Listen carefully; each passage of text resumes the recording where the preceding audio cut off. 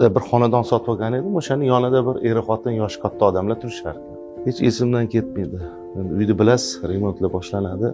O'sha paytda otaxon chiqdilar, endi ozgina taqillatmanglar, yo'q deb, hop deb taqillatmasdan sekin chiqdik. Keyin birpas turib bir o'g'li keldi.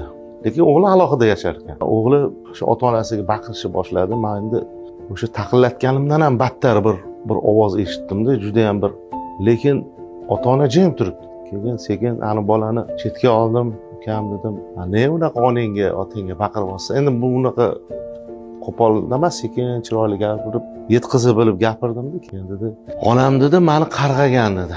Men aytdim, "Onang seni qarg'asa" dedim, "ichimda aytolmay, yurakdan u qarg'ish emas-ku" dedim. Keyin onamni chaqirdim.